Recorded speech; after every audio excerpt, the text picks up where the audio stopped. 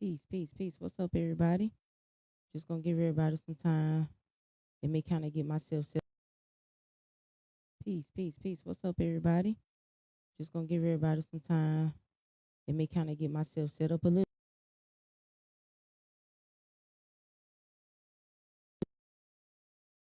I'm gonna share the live for a minute, kind of get the word out there a little bit. Let me kind of get myself set up a little.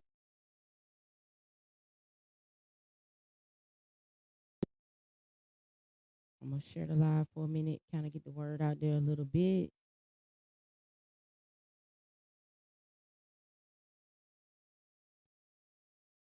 Y'all bear with me for a second. I'll put this out here. Peace, peace. What's going on, y'all? Peace. Thanks for hopping on the live. We're going to get started in just a minute.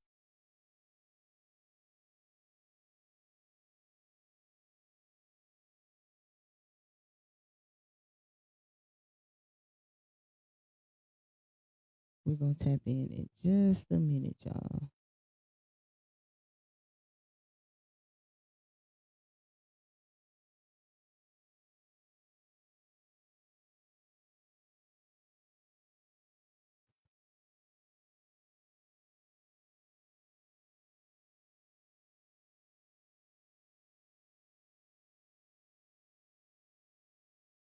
All right. We got an interesting conversation we're going to talk about tonight. I'm not even going to hold y'all too long, but, it's going to be pretty interesting. All right. So we're going to get into it. We got some things we can discuss tonight.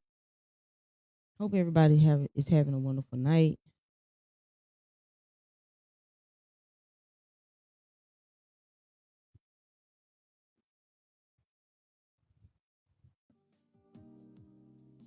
All right, so we're gonna kind of get this together. Before we kind of get started, we're gonna talk about some things. And this felt like it would not only align with what I've been talking about over the past few days. Peace topics. How you doing? Thanks for jumping in. But I've been talking about belief quite a bit. And I wanted to give y'all one more conversation on the topic because if you've been following the Finding the Wisdom in the Horror series that I've been doing all month, today we talked about the movie The Skeleton Key. Now, we were going to do a live watch party with the movie The Skeleton Key this past Wednesday, but I felt like I kind of threw it together a little fast, so I wanted to give it a little bit more time to marinate. So I did not want to omit that movie because we've been talking about hoodoo, and it's one of the better movies that people do reference in terms of hoodoo as a mainstream horror movie. So it only felt right to still come back around and make sure that I discussed that movie. So I did the little brief breakdown on the movie The Skeleton Key. I also did a deeper dive, just a little bit, on the YouTube. So feel free to check those out if you want to. You can check on my page. The last post that I did post was The Skeleton Key, little short decode there. So be sure to check that out. Also follow up with the YouTube if you have an interest in that particular movie and a breakdown with that movie. Now, again, if you would like to join the live watch parties, that's where we're going to watch a movie, a TV show, or series. We watch it live. We discuss it live. We decode it live. We break it down live. We do live Q&A. We have questions, conversations. And you just have to join the Patreon. It's only $22. So when you join, you can be a part of the watch party every week. It's something we're going to do every week. And with that comes everything that you can learn from me about decoding the movies. I get a lot of questions about different movies. People want to do different cartoon breakdowns, different TV shows. So there's a lot that's being discussed when it comes to these decodes. So it was only right to give people more of that, and as well provide the insight for you guys to kind of learn how to do it yourself. Because as you get into symbolism, learning symbolism, occult knowledge, ancient knowledge, you begin to see it everywhere. One of the dominant places that you see it is in entertainment. So when seeing it in entertainment is heavy in the movies, they are constantly talking to us subconsciously. And if you are a student of the occult, then you know some of the best decoding and best shadow work can be done through breaking down movies, because you're simply decoding the psyche. You're breaking down the psyche. In breaking down the psyche, you are breaking down yourself. And in breaking down yourself, you are able to crack yourself open in parts of yourself that you chose to suppress, push down, because we've been programmed to do so. So in being able to do that, you not only reclaim yourself, but you align yourself more authentically, right? So with all of that, the movie The Skeleton Key. So we've been talking about The Skeleton Key. Peace to you, Ace Alexander. Thanks for hopping on. I appreciate you. Yeah, you in the wrong chat. Okay, well, it is what it is. But we're gonna have an interesting conversation. Now, if you guys aren't too familiar with my content, I make a lot of metaphysical, esoteric, and occult content. So I decode, break a lot of things that we aren't always familiar with, those hidden messages. I did the Ninja Turtle series, the Animaniacs. All this month I've been doing all horror. Been doing horror pretty much almost every day. So if you're into horror, I would advise you to check that out because it's been very powerful. A lot of people have been giving me a lot of feedback for the horror series. So the horror series has been going really well. I can't complain. I love the horror genre. It's a lot of hidden knowledge within it. It's just that fear is the premise of horror. So it oftentimes scares us away. But it is a very good genre to break down the shadow, to understand the shadow, to understand the monster within ourselves. So with all of that being said, we done all that talking. Let's just get into this conversation. Right? Let's go ahead and get into what it is that we kind of want to talk about. And I wanted to name this live, You Are Praying to Your Doubt. You're praying to your doubt, and let's talk about the real reason that your faith does not work. Now, I like to explain things from a different perspective because there's heavy propaganda and taboo when it comes to the occult. But occult simply means unseen, what you can't see. These the things that are making things happen that we don't know is there. Therefore, that also includes your emotions. It also includes your thoughts. So doing inner work is a prominent part of occult knowledge. And whether you know it or not, a lot of your personal development books and all that, it's just watered down occult knowledge. It always goes back to that same thing. I just don't particularly water it down. I'm gonna tell you, I'm gonna give it to you like it is. I'm gonna tell it to you like it is, and I'm gonna show it to you for what it is. But the thing is, when you see it and you see it for what it is, you can't always revert back and go back to before you could see. So be mindful of that when it comes to dealing in ancient knowledge and ancient information. So before I truly get into the topic, let's talk about faith from an occult standpoint. Because everybody just think occult just means Satanism or satanic. That's not what that means. And there's a reason that you believe that, and it's on purpose. So the big question that you should be asking is, why is this always pushed on you? But that's another conversation for another day, right? So let's talk about it. Let's talk about faith, right? So in Hermeticism, faith is the magnetic pole of will. Faith is on the same current as belief. So it is what gives will its charge. You charge your will with your beliefs and your faith. This is the law of correspondence, because the law of correspondence teaches that as above, so below. Meaning, well, as above, so below, as within, so without. Meaning, your inner conviction, which is your faith, must match the energetic blueprint of what it is that you desire. Now, faith in this sense is not emotional hope. It's energetic certainty.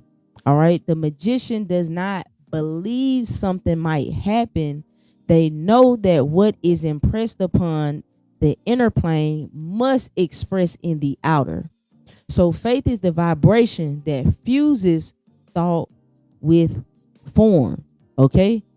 All right. Now, for those of you who may not be comfortable in terms of magic, understand that when we say magic, it's as simple as taking what is within your mind and making it real within the physical.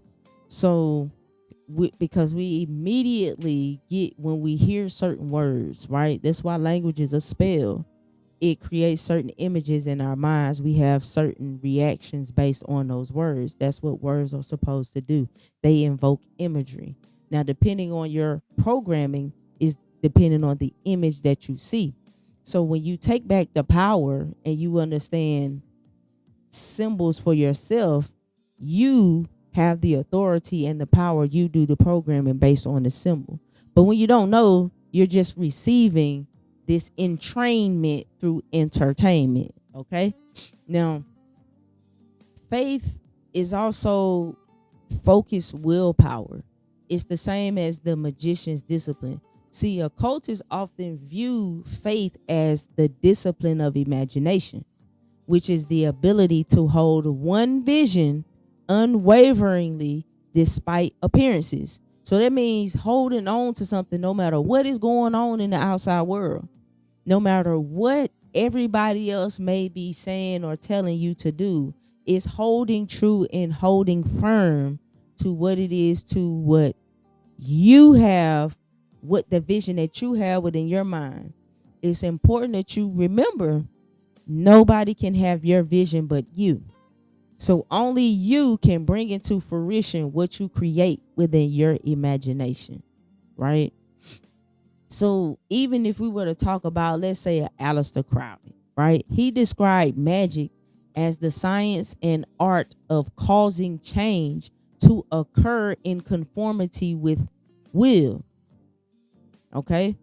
So faith then would be the psychic glue that holds the visualization together long enough for energy to densify into form.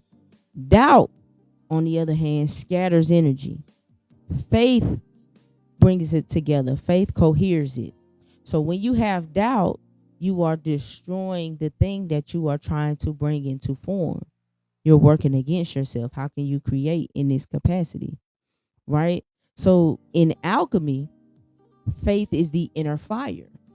It is the inner fire that transformed, that led into gold. It is the steady flame of consciousness that refuses to go out even when the outer world is in chaos.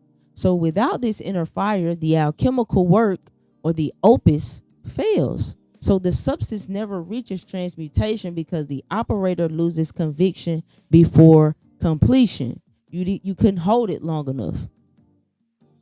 Faith keeps the cauldron hot long enough for the transformation to occur. You need faith. You need belief. You need these things in yourself, though. That's the key. Because from an occult psychological view, faith is the bridge between the invisible and visible worlds, the etheric link between mind and matter. So it's the same current that ritual, spells, and prayers ride upon. Don't matter if you do rituals, don't matter if you praying, don't matter if you do spells. It's all the same current. Every religion encodes this principle in a different language.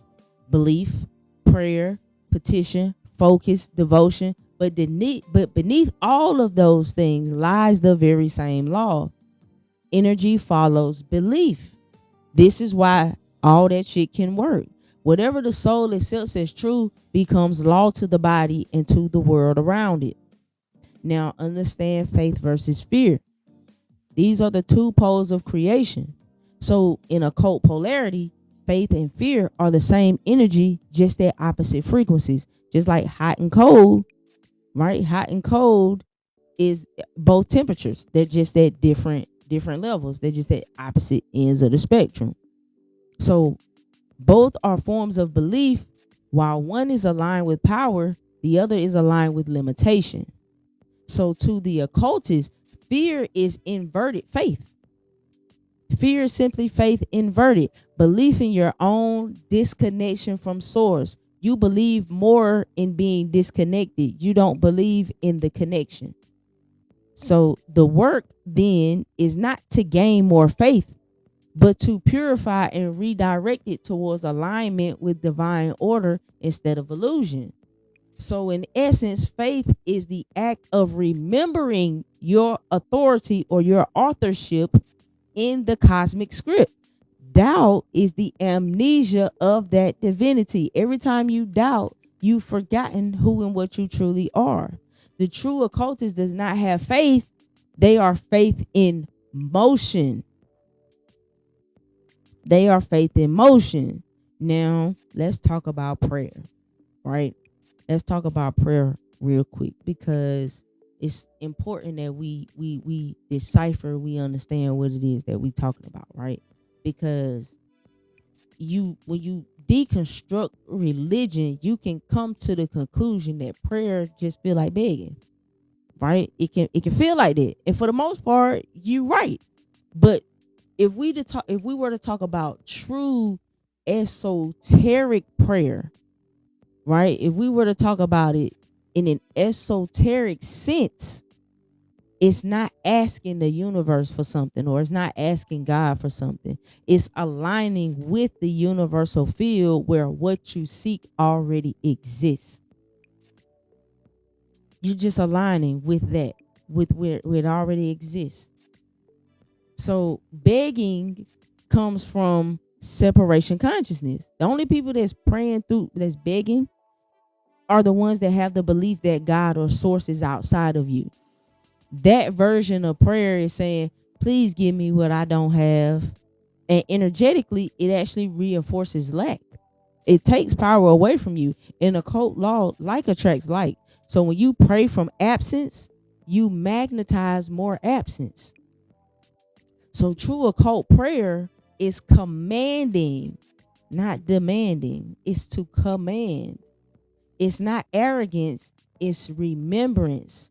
So the adept does not plead, they speak the word because they know the word creates reality, exactly like I am, two ones, exactly. So when you know you are the temple, you don't knock on the door. You already know that you are it.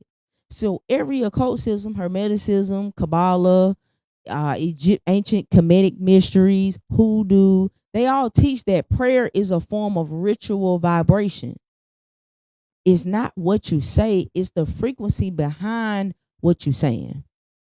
So you're not trying to convince God or the universe to do something. You're tuning your consciousness to the divine frequency where it's already done. That's why they say you're supposed to pray and leave it.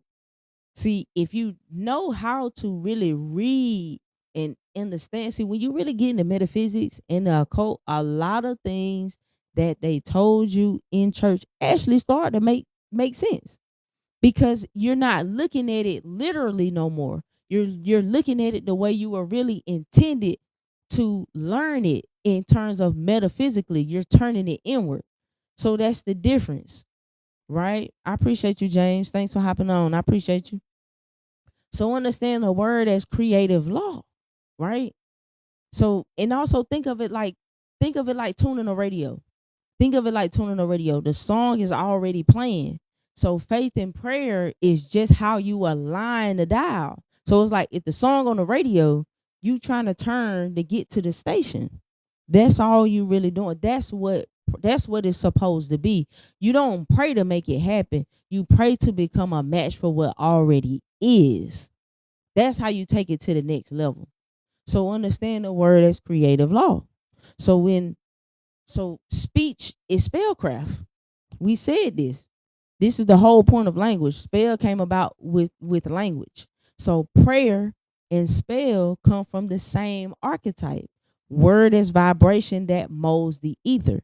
So when it's spoken consciously, prayer is like vocal alchemy.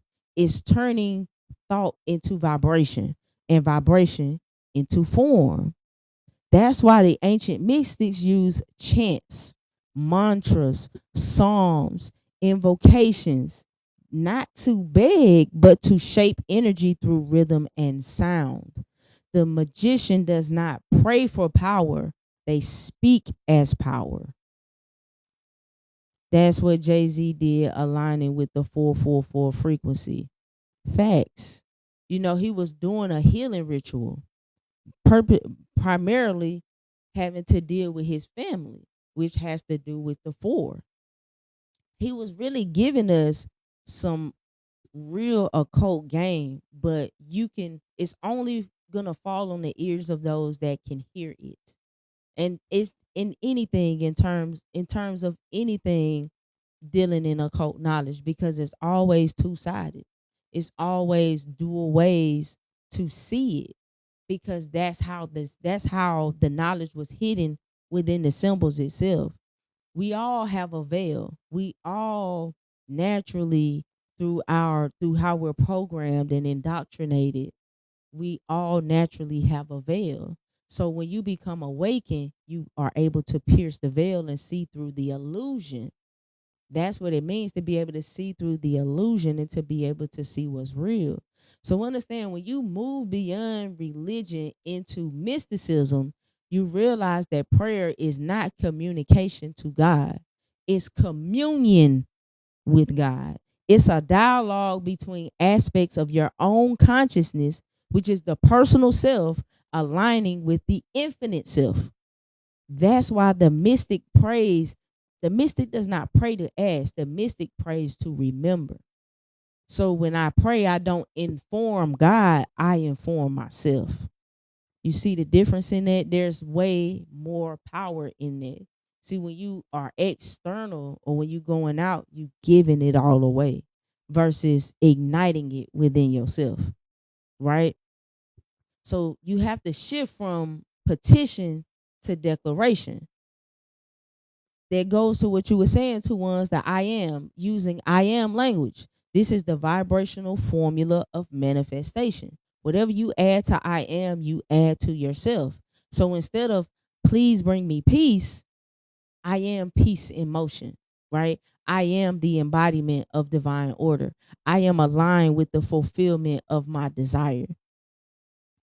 It's not delusion, it's activation. You're invoking the pattern of what already exists in higher dimensions and commanding it into form. This is bringing heaven to earth. This is how you command from up above to bring it down, right? So, is praying just begging? Well, it can be. If you don't understand your position in the cosmic hierarchy, then it is. But when you know you are a living emanation of source, prayer just becomes a declaration of dominion and not a plea for mercy. So begging is fear talking to God, right? But prayer is God talking to itself. Okay? So we just wanted to establish those principles, right, before we really get into what it is that I really want to really say. Now, I felt it was important to talk about those topics in this way, because when most people hear these topics, it's in a religious sense, right? So I wanted to give it to y'all in a different way, so that you can take it deeper and heavier, so that you can truly build on it, right? So that you can really truly build on it. I appreciate you, two ones. What's up to you, Brown Jew? So the spoken word is metaphysical in nature. Absolutely. Absolutely. So you're invoking when you use your voice. There's power in that's the power of the tongue. Right? So now what does that mean? Hold on, y'all. I kind of like my little vibe I had on with my little music. So let's look at it. Why did because I wanted to title this, but it was too long. You keep praying to your doubt, the real reason your faith isn't working. So now that we know that, now let's build on it, because you could be wondering why your manifestations aren't coming into being, why they aren't moving, why your rituals don't seem to work, why your prayers are falling flat. And this is why. It's because you are praying to your doubt. You're actually praying to your doubt. See, every prayer, every thought, every repetition is an invocation. So whatever you repeat with energy becomes your God. This becomes your God. So you think you worship light, but your attention is really your true altar and will tell you what you truly worship. And every time you feed fear, every time you second guessing yourself, every time you hesitating, then you're bowing to it. You are actually feeding fear. That's why your faith isn't working, because you keep mixing your medicine with the poison. See, understand this. In metaphysics, attention is the wand, right? Attention is the wand. So whatever you focus on, you magnetize. That's what you're going to magnetize to and draw to yourself. It doesn't care if it's wanted or unwanted. Energy is obedient. It is not moral. You understand? It's not moral. Energy is obedient. The universe is always going to give you exactly what you are asking for. You just don't understand what you keep asking for what you're giving. So when you say, I don't want to struggle, you still evoke the vibration of struggle. Because why are you even focusing on struggle? When you say, I don't want to be alone, you've declared your covenant with being alone or with loneliness. It's not superstition. It's law, right? I'll save this two ones. It's law. This is the law of mentalism. This is the law of correspondence. This is the law of cause and effect. Your reality is an echo chamber of your most consistent belief. So if you've been living on the frequency of fear, then you can't be shocked when your life is going to mirror that back to you. Because the mirror isn't cruel. It is accurate. It's mirroring back to you. You can't be mad at the mirror. You have to get to the root of what it is that you are dishing out, because it's not on the mirror. It's not trying to punish you. The universe ain't punishing you. God not punishing you. You are getting exactly what you asking for. You just don't realize that's what you're doing. Now let's talk about the spirit of almost, right? Because almost doesn't count, right? Let's talk about the spirit of almost. That's the one that keeps you one breath away from that breakthrough. That's energetic interference. Every almost is a split frequency.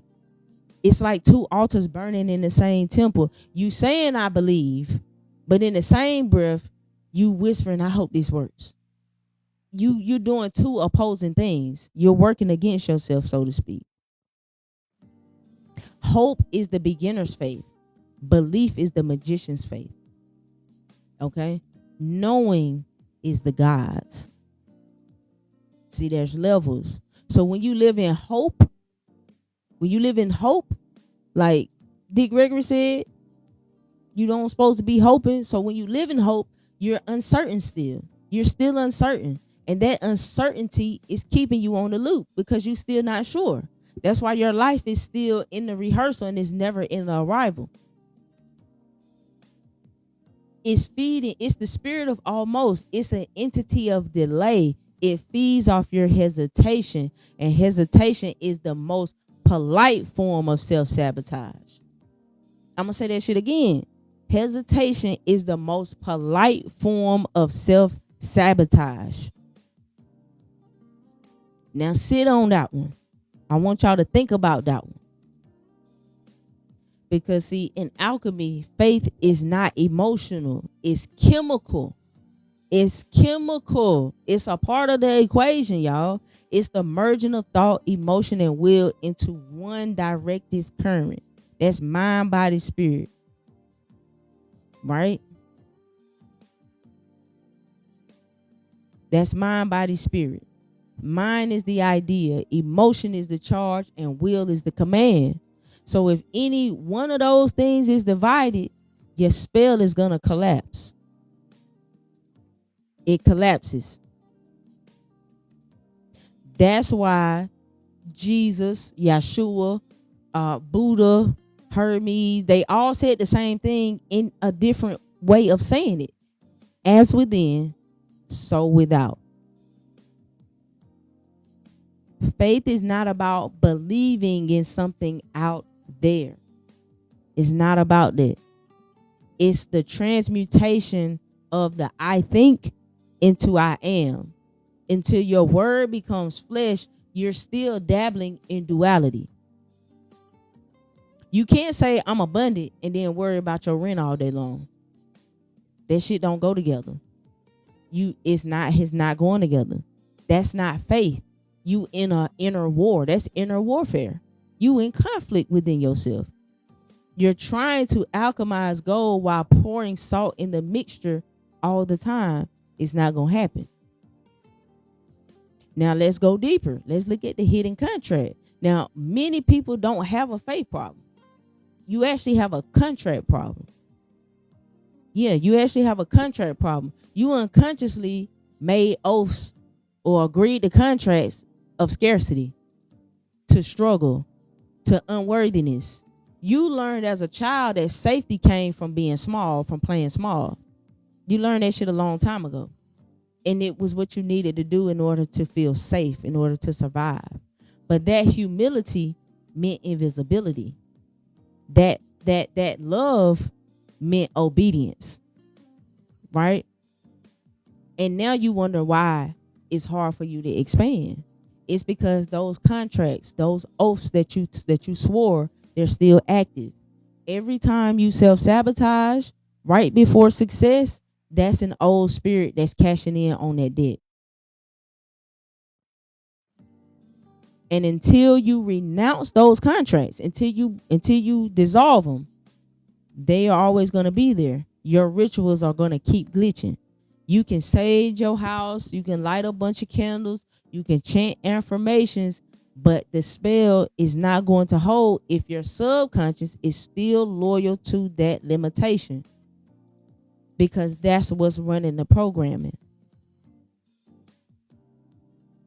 So remember, so doubt is not harmless. It's an anti-belief. It's an anti-belief. It's a parasite of the mind that feeds on potential.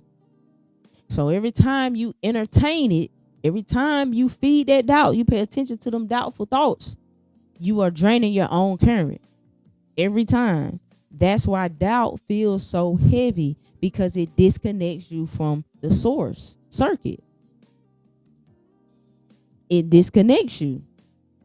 So faith is electricity. Doubt is a short circuit. So many people are living in blackout, even though they praying for light. You know, people, they feel like God not answering their prayers, like they can't manifest, like something wrong with them. But it's just your line has been disconnected, and it hasn't been disconnected by the divine. It's been done by your own disbelief. So here's the hidden truth of it. The universe does not read your lips. It reads your nervous system. Just because you said something, that's not it. What speaks to the universe is your nervous system. So it's listening to your nervous system. And that's why you can't fake the funk. That's why you can't fake the belief.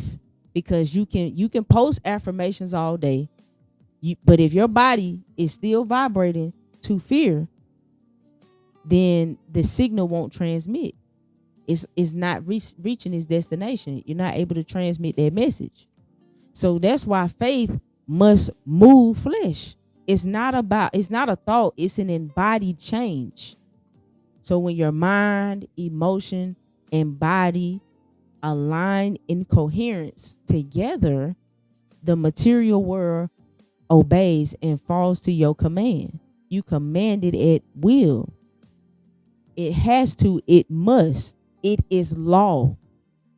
See, y'all keep getting caught up in this right and wrong shit. That's not what it is.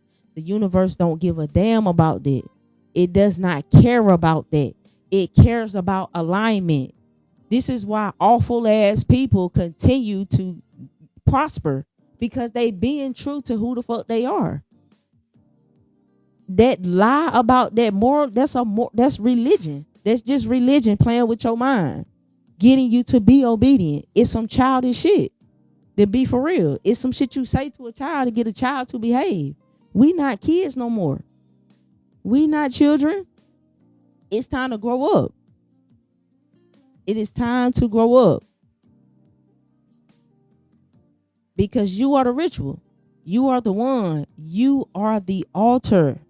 It's you. It's always been you. It is always going to be you. So tonight, I'm not telling you to believe harder. That's not going to get you nowhere, because that's not the word. I'm telling you to stop believing in what disempowers you, because that too is disbelief. No, not disbelief. That too is belief. So every time you tell yourself, I'm stuck, you worship in stagnation. Every time you repeat, man, this shit too hard, you just crown struggle as your God. It's time that you reclaim the altar of your mind. Exactly why they crucified Shadur. They don't want no, listen, they do not want no melanated person, especially not no quote unquote so-called Black American, broadcasting that. You're not allowed to do that. You are immediately an enemy to any and everything and all that there is that makes up this system. That shit is not allowed. Do you see how they did Kanye? This is why they doing Shadur like that. I mean, if he could play along and be what they want him to be, he absolutely could do that. But see, what you find on this path is once you take that mask off and you stop putting on and performing, it's hard as hell to put it back on. It's hard to put that mask back on. That shit is hard to do. It's hard to go back in those spaces. It's hard to be a part of those conversations. It's hard. So fair warning to those on the awakening path, that shit is hard. I promise it is. So here's something that I want to leave with y'all that you can do that can help with the reclaiming, the reclamation, right? So it's time that you reclaim the altar of your mind. You know, it's like Denzel said in that movie. I'm here to help you take back your righteous mind. It's kind of like that, because I feel that, you know, but it's like this. This is what I want you to do. I want you to say out loud, and you got to feel this when you say it. Inner emotion is very important. Emotion can really charge your manifestation. It don't even matter about the emotions. It don't even matter if you mad, angry. It's about emotion. Think about that post that I put up from Ghost, where the dude was telling him, you got to take all your everything and push it down into, because this is your generator. It's like a nuclear bomb. That's the level of energy that you're capable of having, right? So you got to say out loud, I revoke every contract with doubt. I renounce the spirit of almost. I dissolve all altars that was built to fear, delay, and shame. I reclaim the power of my word, my will, and my belief are now one. Now you're going to need to repeat this and say this at times when you in your lowest, you know. This is why people utilize the Lord's Prayer. You know, it's a means of giving them comfort when they dealing with the things that they dealing with, because this is why we had to talk about faith and prayer, because we don't have to dismiss it. We just got to elevate what we've been taught about it so that we can take it deeper. You understand? Can I write that in a post? Sure, I can do that. I can write that in a post. That's not a problem. I'm going to repeat it for y'all one more time. So this is what I need y'all to say. It's, I revoke every contract with doubt. I renounce the spirit of almost.